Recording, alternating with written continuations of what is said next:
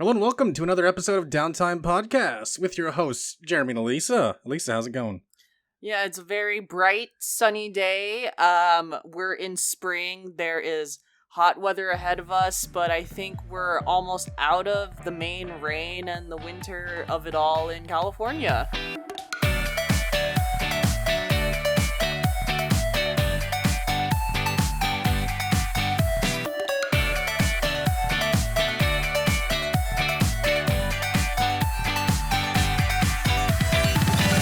Good day. I was able to run a pretty long distance for my workout because the weather was really nice, and I've just been hanging out and chilling because I'm on vacation right now. Nice. How long is your vacation until? I'm taking a 3-week vacation. That's one of the longest vacations I've ever taken in quite some time, but very much necessary because I finished a project and I was ready to relax.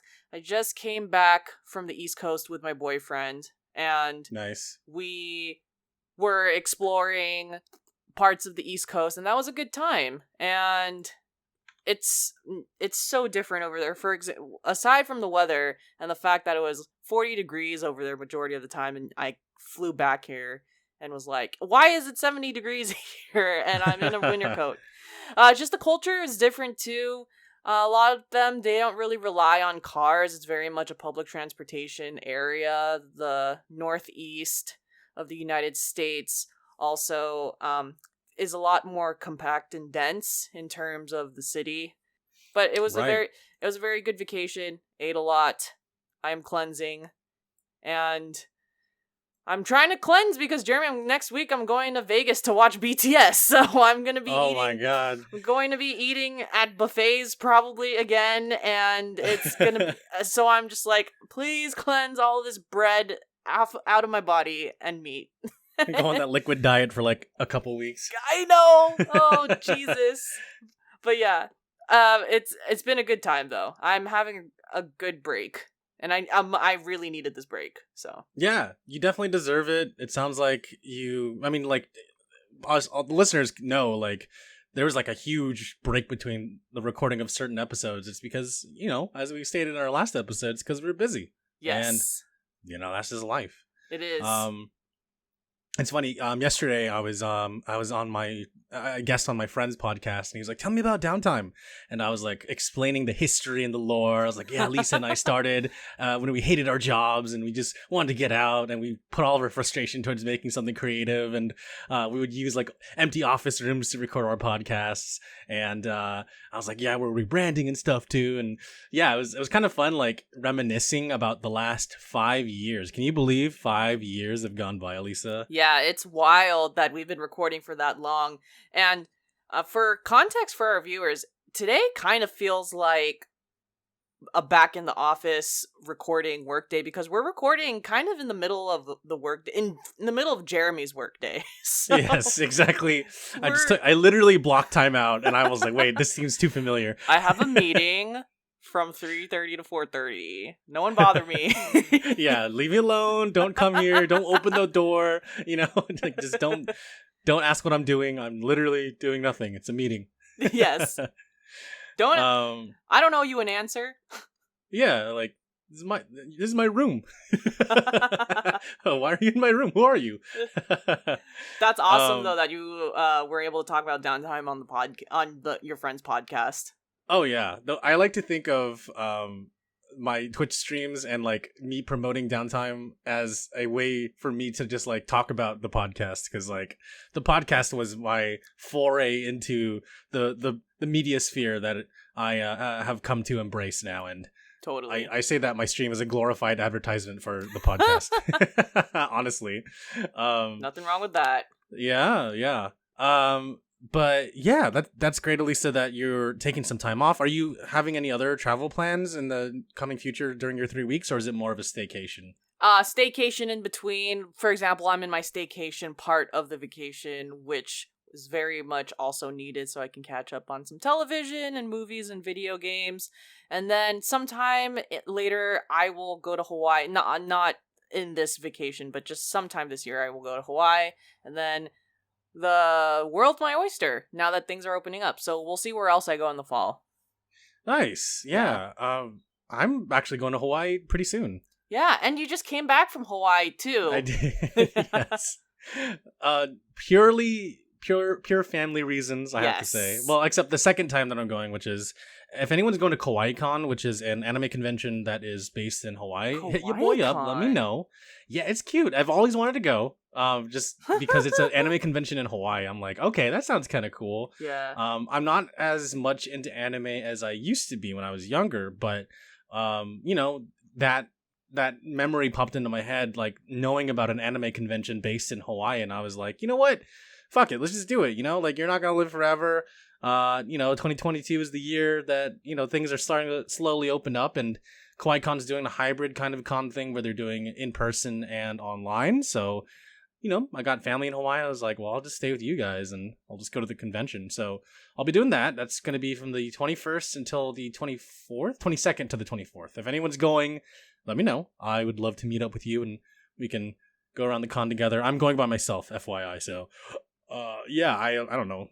It's going to be just a fun experience. Yes. So I got those kind of travel plans coming up, and some big news, actually, Lisa. I'm moving. I'm getting out of this space. Yeah. How was your time there? I haven't visited this new apartment since it happened during COVID. Yeah. It was a good experience, I'd say, learning to move, because the place before this one, we stayed there for 5 years, and there are a lot of problems that we kind of just dealt with. But now that we're a little bit older and wiser, and our lifestyles are changing, my brother working permanently from home, we thought it'd be better to move to a bigger space. And on top of other complaints that I have about where we currently live, we're moving to a bigger house, and it's going to be nice, just the two of us, just broing it out. My brother will have a whole space for an office, upgrades for our bedrooms for sure. And I hope that you can come visit. It'll be fun. Are you moving out of the city? No, I'm moving 2 blocks away. Okay. Oh, well, there you go. Yeah, literally gonna be like taking boxes like next weekend over, and like dragging a suitcase full of clothes. So yeah, that's happening. Those are like some of the big updates I have, honestly. That's exciting. Good luck on the move. Thank you. Yeah, we signed the lease 2 days ago, so it's kind of exciting knowing that we're moving somewhere else. I'm looking around my room right now, and it's full of boxes, and it's kind of crazy. Definitely, it's a good time to downsize. I think any move is a good time to be like, all right, what am I going to do with this? Like, do I need this? Can I just throw this away? So getting rid of stuff is on the priority list. For sure. But yeah, other than that, I'm doing okay. Work's been really busy. I got a lot more responsibilities, which is nice. And today's a really hot day in San Francisco. It's like in the upper 80s right now. Oh. It is warm. It is very, very warm. Because it's 80s here, and I'm surprised it's 80s in San Francisco also. Me too. Oh, actually, I take that back. It's 93 right now. Oh, God. Oh, wow. Yeah. My neighborhood is known to be a lot cooler. San Francisco has a lot of microclimates, and my part of the city, it's very clear right now. It's very sunny. I love it. I'm also just like sweating like crazy. It's I got a love-hate relationship with the weather when it drastically changes. Yeah. But right now, I'm enjoying it more than I am just like hating it.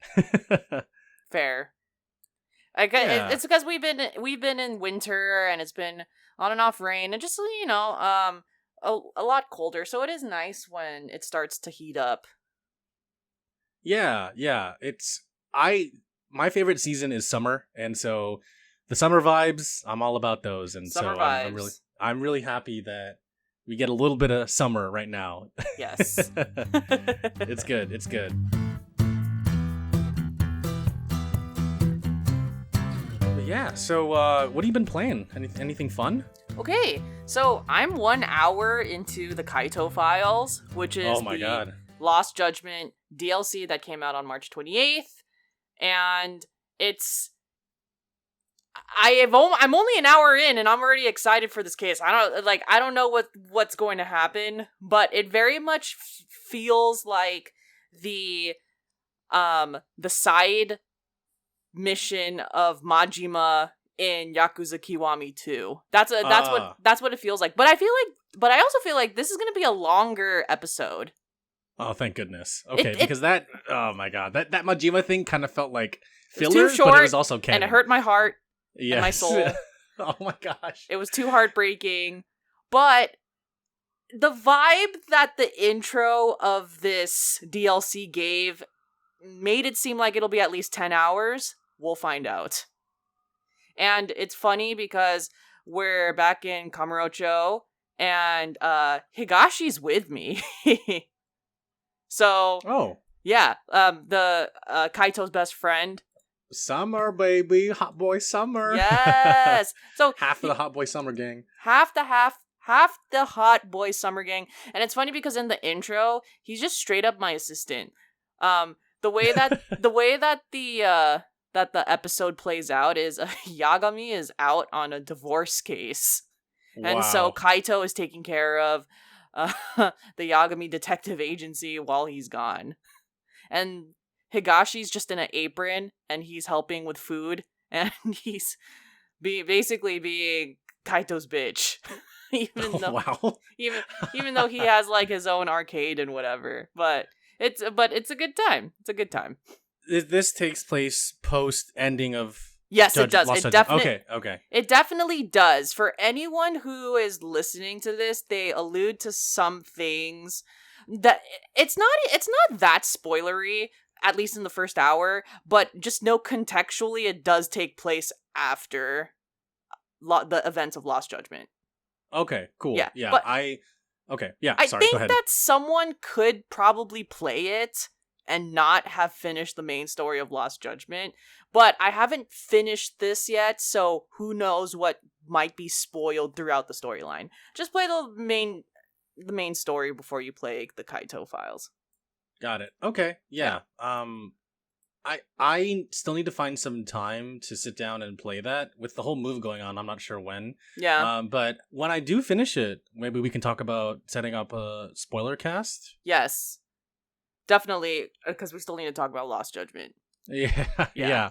And I want to talk about it before we forget about it, you know? Yeah, totally. And I'm not going to forget about it, because I'm probably going to finish Kaito Files in a week. Okay. So it'll be on my mind. So this case, just in the intro, but also based off of the trailers that were out, is that Kaito is solving a missing persons case, and his client, his name is Sadamoto, and you're trying to find his wife, Mikiko, and Kaito has to deal with a lot of things in finding Mikiko, including Sadamoto and Mikiko's like delinquent son, Jun, who's a pain in the ass. Oh. But that's what the fun is of this Kaito Files, which it says Kaito Files, but I think this is only one storyline. I'm assuming if this is successful, there will be more Kaito Files and downloadable content in the future, which I hope so, because I'm having a good time so far. Awesome. Yes. Yeah, it'd be cool to like get more in-depth DLCs that focus on certain characters. Like I want to see a Sugiura DLC. That'd be that cool. would be so legit.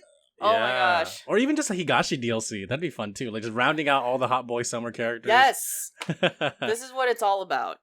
And you know, who knows about the future of Lost Judgment, which I think is still up in the air. I haven't caught up about the whole story with like Johnny's and Sega, but I'm hoping that there's more. So that story, as far as I'm concerned, has not had any updates, but in a press release from just Sega and Ryoga Gotoku in general, they said that they are not stopping making Judgment games. It's printing money. I mean, why would you say no to that? Exactly. Like, I would be okay if they were PlayStation exclusives. Like, I don't have a problem with that, but I just don't want them to stop making it. Like, I want them to keep making more Judgment games, because it's my brawler fix. If the Yakuza series is going to be turn-based combat, which I love, then just keep the Judgment series, please. I want it. Yes, exactly. It's a good time, and I have a feeling they're going to keep this. Yeah, okay.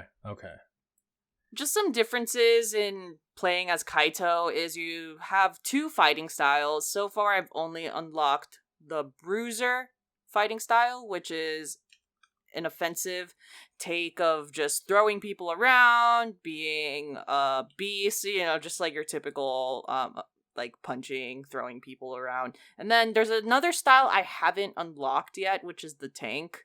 And that's a defensive style. So I'm like I said, I'm only an hour in, so it's probably gonna unlock in like 20 minutes, I bet. Yeah. And then what's interesting too about Kaito is he has something called primal focus. So in this game, instead of Yagami's observation and investigative skills and gadgets, like Kaito instead has primal focus, which is heightened smell, hearing, and sight. Wow. And it's funny because when you press L3 to activate the primal focus, it's just icons of like ear, eye, and his nose. It's just like, well, oh, there you go. Implying that he's a beast, not in the sense of Yes. like literal, but like he's like, oh my god, that guy's a beast, you know? He really is. He really is. Yeah, that's cool. I can't wait to play it. Yes, more to come on that. Especially when I play more than an hour of it. And then the other game I'm playing is Fire Emblem Three Houses. And I saw your post from New York about that. yeah, so it's from Intelligent Systems of Koei Tecmo. This game came out in 2019, and it's a time management and tactical RPG. This is a game that I've wanted to play for a while. I've had one of those backlogged games where it's been there, and I finally played it, and I love it. It is, Nice. It's just like my type of game. It's time management, it's tactical battling, and it's a lot of fun. For anyone who doesn't know what Fire Emblem Three Houses is, so there's 3 houses, which is the Golden Deer, the Blue Lion, and the Black Eagle. And you as a character, you have to choose one of the houses, and that's just your team. Those are the students that you play with.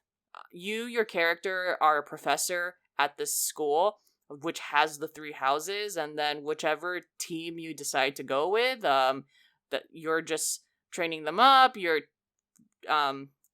fixing their classes, reclassing them, you're going through battles, and you're just learning more about the Fire Emblem Three Houses universe and just fighting evil, pretty much. And I got in a really bad rabbit hole during this game because I started playing this game on the plane, and I was hooked immediately. I really liked it, and I'm barely scratching the surface because I'm only on chapter 5, and I have a feeling that this game is going to be a long game. Just because by chapter 5 I'm only on like level maybe 8 or 10 overall as a team, and I know for a fact that this is gonna be a lot more. So I chose the blue. So just Jeremy, just a breakdown of like the houses that you can choose from. So if you choose the Golden Deer, their specialty is long range attacks. If you choose the Blue Lion, it's their specialty is short range physical attacks, and then if you choose the Black Eagle house, it's magic attacks. And I was surprised that I didn't choose the magic house, which is Black Eagle. That's normally what I would choose probably in any other situation, but for some reason I chose Blue Lion, which is the short-range physical attacks. Maybe I just liked their crest, and I liked the color blue. I don't know, Jeremy, but I would... like, ooh, a lion. Yeah, ooh, yeah, a blue lion. This is exciting. I would never decide to kind of choose this, but doing different things in 2022, so why not? Also, with this game, you can train up your students to be different classes and change their roles. So ultimately, the house you choose doesn't matter. And on top of that, you can interact with other students of the Golden Deer or the Black Eagle house, and you can even recruit them to become Blue Lion members of. And it's ultimately, it's gonna be fine no matter what house you choose. I will say though, because you can interact with all members of the game, like Golden Deer and Black Eagle, it's kind of overwhelming. It's a little intimidating that you can recruit anyone at any given time, and I haven't even really used that tool yet to recruit people. And I haven't been looking up the game just because I wanted to play by my own and try to get through it. But it's one of those things where I feel like I should be getting more Golden Deer and Black Eagle people to join the Blue Lions. I just haven't been compelled to recruit anyone yet. Not necessarily because I'm trying to stay pure, but no one has really piqued my interest or has shown like an overwhelming skill that made me want to choose them immediately. Mm-hmm. So I it's one of those things where, am I doing this wrong? But I'm only on chapter 5, so more to come. Yeah. Yeah. Okay. I'm sure it's gonna be fine.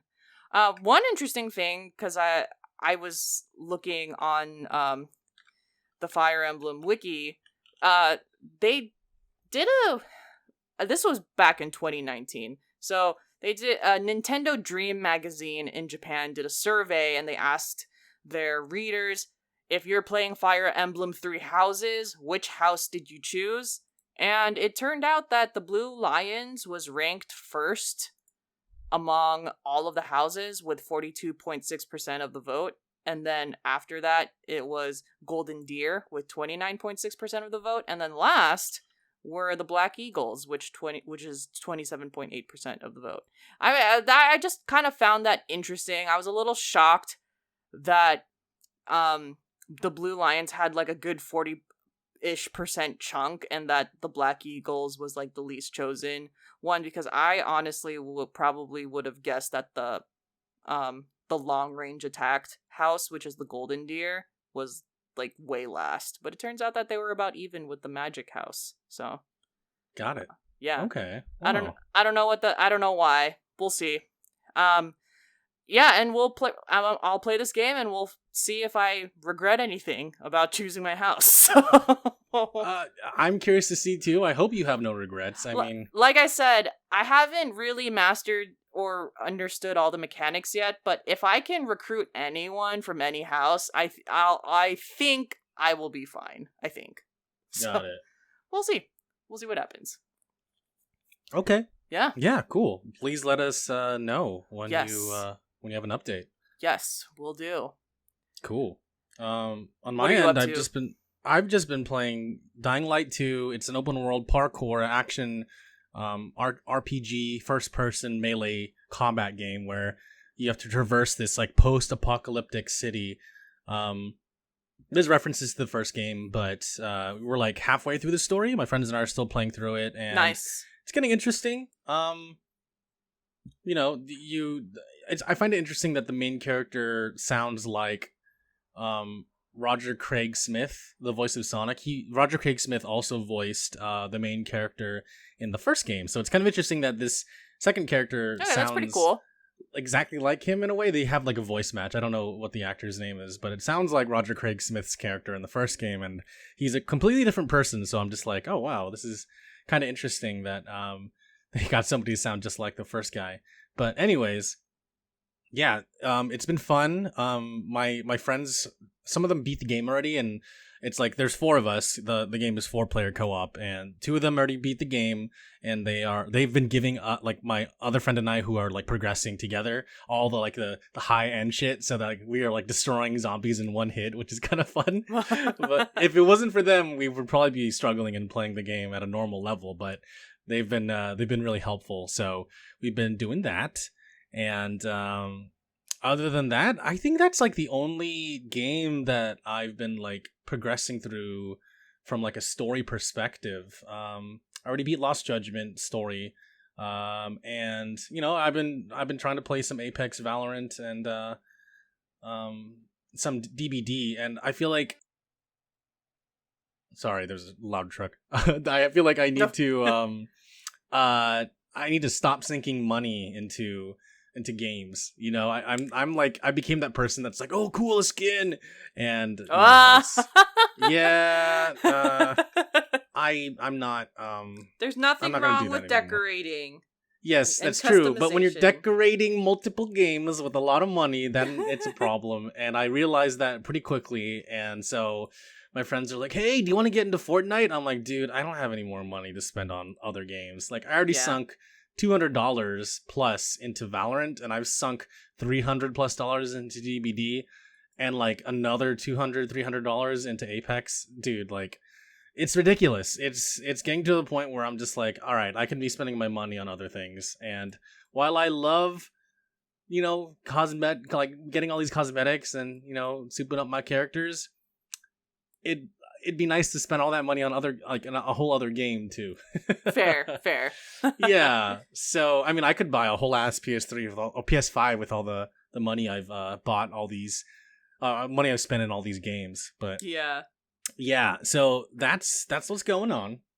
I'm gonna pack up my Switch. I already packed up my PS4, so I'm probably not gonna get to the Kaito Files until after I move in a couple weeks. For sure. I guess after I come back from Hawaii. But yeah, everything's going. Nice. Life's going. Oh, actually, you know what? I take that back. There is one game that I started playing a little bit of, which is Star Wars Jedi Fallen Order. That Dark Souls type game that is what is it called? It's made by Respawn Entertainment, the creators of Titanfall and Apex Legends. It's been fun. It's very Dark Souls-y, and I know what they're going for. And it's enough of a copy that it feels like Dark Souls, but it also doesn't feel like a Dark Souls type game, which is kind of cool. So it's a lot more user-friendly in a way. You can set it so that the enemies are like a lot easier. I'm playing it on normal. Yeah. And so it's been fun. Yeah, I like it so far. I heard that there's Yes. going to be some surprises. There's already some references from the Obi-Wan trailer to the Jedi Fallen Order game. So I'm just like, oh, that's kind of cool. Oh, that would be So we'll really see. cool if that got connected. Yeah, I agree. So I want to play the game in preparation, just to be like, oh my god, that person's there. That's cool. But yeah, so that's what's going on with me. All right, so we got a little bit of news, which we'll go through pretty quickly. So we'll go through kind of like the main, like the fast ones first, and then talk about PlayStation Plus last. So just announced yesterday on April 6th, there's going to be Max Payne remakes from the Finnish developers Remedy Entertainment. They did the original Max Payne's, Max Payne 1 and Max Payne 2, The Fall of Max Payne, and they've also made Alan Wake before, which I didn't know, and I like Alan Wake. And Control. Yeah. Oh my gosh, wow. They did a lot of things. Yeah. Yeah, it's kind of cool. That was actually my only news piece as well, Alyssa. I think we were on the same wave today. Yes. For sure. I haven't played the original Max Paynes, but now that they're remaking them, I think I'm gonna have a chance to play it.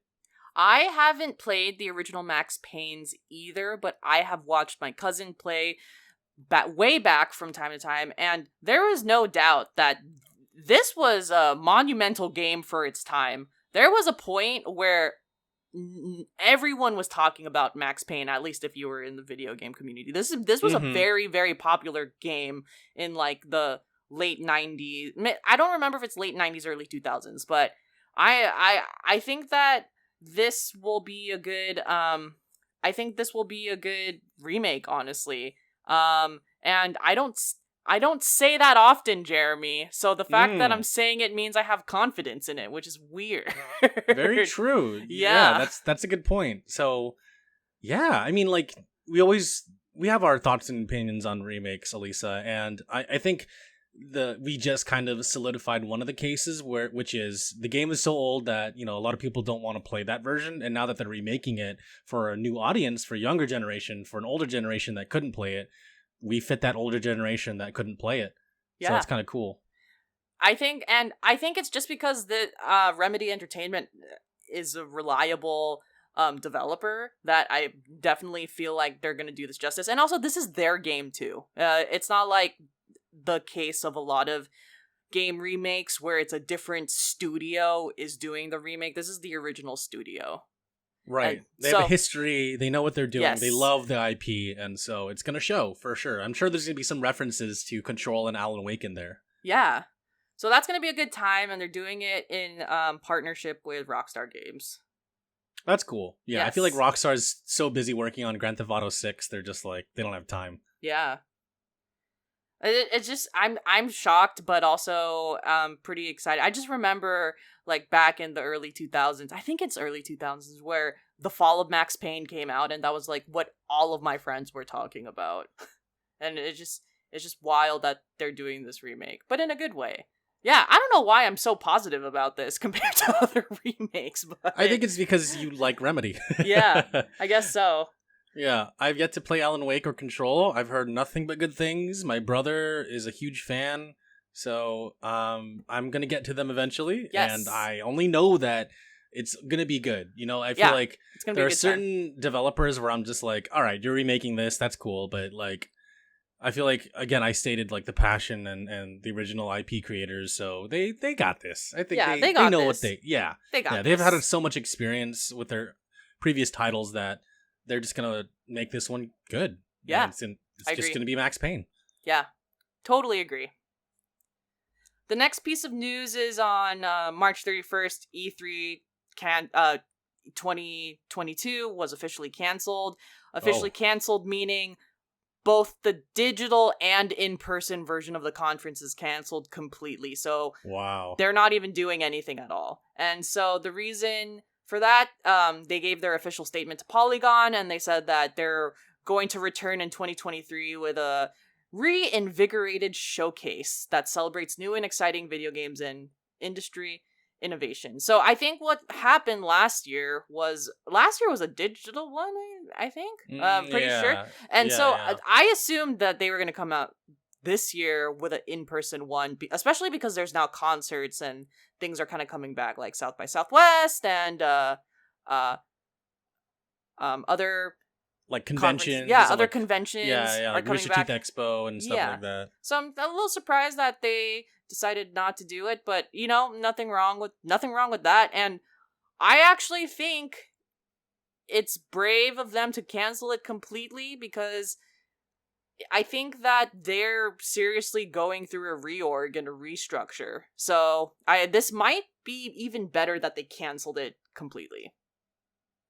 Yeah, I agree. And I feel like, I hope it's for the best. I hope that they continue to focus on video games instead of trying to bring in celebrity talent to be like, oh, cool, like, the celebrity's here. Like, oh, it's The Rock. That's awesome. Like, dude, no, The Rock doesn't fucking care. He's busy. He's busy working out and making movies. Like, he doesn't care about video games.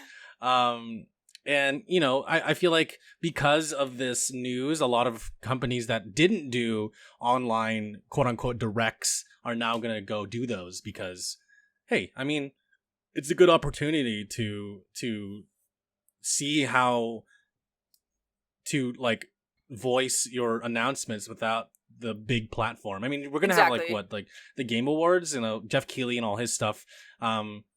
Not the awards show per se, because that already happened, but more so the Game Awards channel is probably going to do something in light of no E3 and probably feature a bunch of like developers announcing things and previewing things and showing gameplay for upcoming games. So exactly, it'd be cool. Yeah, it'd be cool to see like Bethesda and Microsoft like do their own kind of direct style with like, you know, Blizzard games thrown in there and just, you know, more Microsoft and Bethesda announcements. A lot of people are looking forward to Starfield, so myself included. So we'll see. You know, I'm excited to see what happens around June. Around that time, I feel like maybe there's still going to be some kind of announcements during the week that E3 was supposed to happen. Yes, it's possible. Yeah, we'll see what happens. And then last but not least, we're going to go into the new update with PlayStation Plus, which was announced on March 29th. And it's that PlayStation in June is going to combine PlayStation Plus and PlayStation Now, which is their PlayStation streaming and online options. So this is all part of a new restructure of the current program and subscription service, probably to compete with Game Pass, but we don't know exactly what the details are, except for these things which I'm about to read right now. So there's going to be now 3 levels for PlayStation Plus: Essential, Extra, and Premium. So Essential is the lowest one, and Essential is described as the same benefits that PlayStation Plus members have right now, which is 2 monthly downloadable games, exclusive discounts, and cloud storage for save games, multiplayer access. Pretty much nothing's changed. This is just the regular PlayStation Plus as you currently know it, Essential. And this is $9.99 monthly, $24.99 quarterly, and $59.99 yearly. Next is PlayStation Plus Extra. So Extra has the benefits of Essential and up to 400 enjoyable games from PlayStation 4, PlayStation 5, including blockbuster hits from our PlayStation Studio catalog and third-party partners. Games in the extra tier are downloadable to play. So this tier, the middle tier, is $14.99 monthly, $3.99 quarterly, and $99.99 yearly. And then last but not least is the highest level of PlayStation Plus. This is the premium level. So the premium tier has everything from Essential and Extra, and adds up to 340 additional games, including PlayStation 3 games available via cloud streaming, and catalog of beloved classic games available for both streaming and downloadable options from the original PlayStation, PlayStation 2, and PSP generations. It also offers cloud streaming access for original PlayStation, PS2, PSP, and PS4 games offered in the extra and premium tiers in markets where PlayStation Now is currently available. Customers can stream games using PS4 and PS5, consoles, and PC. And then time-limited game trials will also be offered in this tier so customers can try select games before they buy. This one pricing is $17.99 monthly, $49.99 quarterly, and $119.99 yearly.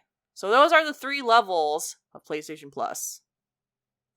That's wild. Yes, this is a lot.